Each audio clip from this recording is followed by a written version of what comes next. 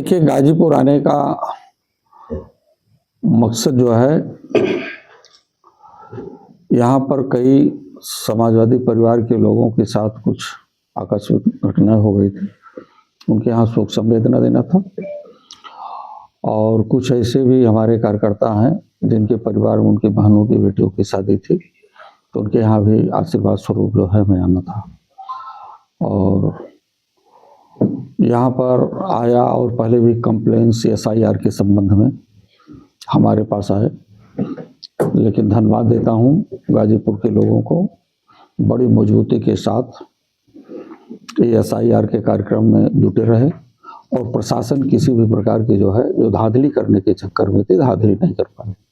किस तरह की धांधली इसमें आपको समझ में आ रहा है? ये फार्म नंबर 7 के माध्यम से जो है PDA के लोगों को वोटों को कटवा रहे थे। वो प्रिंटेड फार्म भेजे थे सादा, और प्रिंटेड में केवल उन लोगों का नाम था जिनका नाम कटवाना चाह रहे थे, इसके बाद और कुछ नहीं। उसके माध्यम से कोई ऑब्जेक्शन करने वाला मिले तो उसके नाम से कि इनका नाम गलत है, इस तरह के जो है फार्म पूरे गाजीपुर में नहीं, पूरे प्रदेश के हर विधानसभाओं में बड़ी संख्या में फार्म इनके एक ही राइटिंग्स में, एक ही प्रिंट में भेजे गए।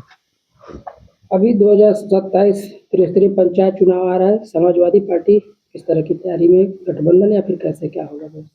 त्रिस्तरीय पंचायत के चुनाव में समाजवादी लोग किस प्रकार का गठबंधन? समाजवादी लोग लड़ेंगे, जीत करके आएंगे। सिंबल पे लड़ेंगे या फिर समाजवादी पार्टी के लोग पूरी तरह से, कोई सिंबल तो पंचायत के चुनाव में तो होता नहीं है। पंचायत के चुनाव में कार्यकर्ता हमारे लड़ते हैं, वो जीत कर आते हैं, पार्टी को मजबूत करते हैं।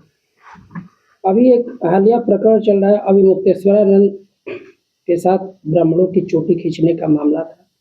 डिप्टी सीएम ब्रजेश पाठक कह रहे हैं कि जो ब्राह्मणों के साथ हुआ वो नहीं होना चाहिए था, जिसने ऐसा किया है उस पर पाप पड़ेगा।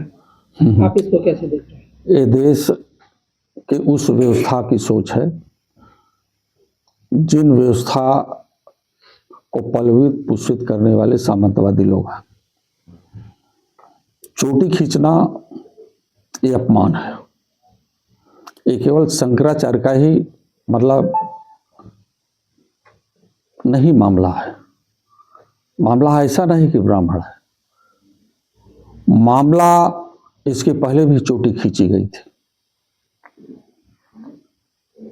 एक कथावाचक की चोटी खींची गई, उसे पेशाब तक दिया गया, तो देश के उन लोगों के साथ अन्याय है जो भारत की सभ्यता और संस्कृति को उजागर करने का काम, सामने लाने का काम, मजबूत करने का काम करते हैं।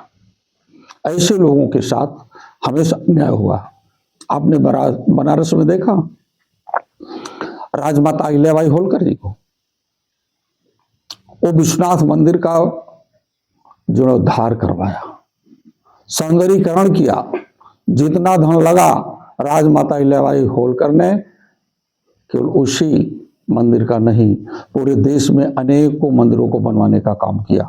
वही राजमाता अहिल्याबाई की मूर्ति को सफाई के नाम पर उनको खंडित कर दिया गया, तोड़ दिया गया। तो भारतीय जनता पार्टी हमेशा शोषण का रास्ता अपनाई है। उसकी सोच हमेशा नकारात्मक रही है, सकारात्मक नहीं रही है। और उनके NDA के फार्मूले के अंतर्गत, NDA का मतलब निगेटिव डेवलपमेंट, इधर PDA है, PDA का मतलब पॉजिटिव डेवलपमेंट। सकारात्मक सोच वाले भारत के संविधान के साथ हैं, नकारात्मक सोच वाले भारत के संविधान के खिलाफ हैं, लोकतंत्र के खिलाफ हैं। जो संविधान के रास्ते पर चलेगा वही सामाजिक न्याय दे सकता है, वही देश में हर लोगों के विकास और तरक्की की बात कर सकता है। तो भारत नकारात्मक सोच से चलने वाला नहीं है, सकारात्मक सोच से चलेगा। अभी एक दिन पूर्व योगी आदित्यनाथ सदन में बोल रहे थे, अभी मुक्तेश्वरानंद को लेकर के उन्होंने कहा कि जब समाजवादी पार्टी की सरकार थी तो वाराणसी में उनको लाठियों से पीटा गया, और वही समाजवादी पार्टी उनकी बात कर रही है। इन्हें अपने आप को अपने आईने में झांक करके देखना चाहिए। इन्होंने कहा कि हम भगवान श्री राम को लाए हैं, हमें देश का प्रधानमंत्री बना दो, उत्तर प्रदेश से जिता दो। भगवान श्री राम भी अंतर्यामी हैं और उनकी अंतरात्मा अयोध्या के गृह से ही चिल्ला दिया